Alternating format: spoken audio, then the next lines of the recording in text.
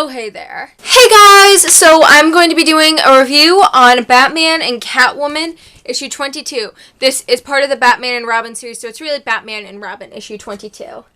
I bought this for $2.99 at my local comic book shop. So yeah, as always, I'm going to give you guys my overall opinion before I spoil anything. Overall opinion. My overall opinion is I actually really like this comic. I think it's probably one of my best of the Batman, one of my favorite of the Batman and blank little comic series they've had going on. I know I said that about the last one, which was Batman and Batgirl, which is still one of the tops for me, but Batman and Catwoman, I think, was just interesting in a totally different direction than I expected it to go in. So I definitely highly recommend picking this up because I think it shows a great dynamic between Batman and Catwoman.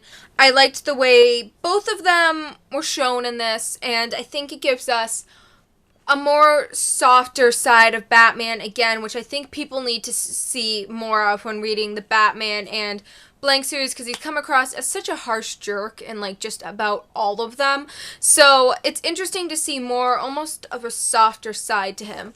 And it also has Carrie Kelly thrown into it, so how can you resist? Okay, so we are going to be entering the spoiling zone, so I will give you guys a chance to X out before I spoil anything. So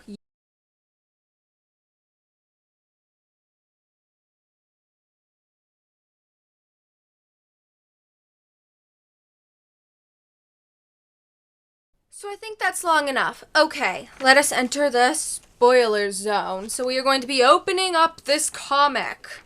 Everyone excited? Everyone happy? So it starts out with Catwoman being called in by the JLA, Justice League of America. And then it flashes to Batman in his kitchen. It looks like Bruce Wayne in his kitchen, getting himself a cup of coffee. And then it shows Carrie Kelly, who reveals that she's working for him now, and Bruce Wayne does the whole "I never hired you," and then she's like, "I know, Alfred hired me," and he's like, "Alfred," and Alfred reveals he hired her to take care of the dog, and they talk a bit about Damian, and Carrie Kelly reminds Bruce Wayne that she did promise her that she would be able to speak with Damian. So she reveals she'll give Bruce a copy of her interview with Damian if he tells Damian to call her, and if he gives Damian the movie she wanted to give him. And he agrees to it, and then Carrie Kelly leaves, and it goes to this really sad shot of him putting this into the ground and saying, "Hello, son, your friend Carrie asked me to give this to you." And shows Bruce looking depressed in the cave as he listens to recordings of Damian before he is called out by Catwoman, who says she wants his help on the JLA mission she was sent on. Long story very cut short is that they end up saving a young girl, and Bruce has a very sweet exchange with her that leads to this picture which is worth the whole comic, folks.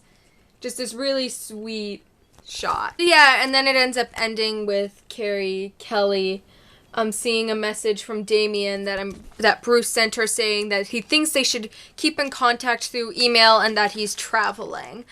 And so that is Batman and Catwoman. Like I said, all in all, I think it was a very solid issue. I really enjoyed it. I enjoyed the dynamic between Batman and Catwoman. I enjoyed Carrie Kelly, and yeah, it's by far my favorite Batman and comic to come. So I'm excited for the next one, which will include Nightwing. So yeah, I'm excited to see Nightwing in the next one, and I'm excited to read the next one. I recommend picking this up, you guys, and I hope you guys enjoyed this review and that you had a terrific day. Bye, guys.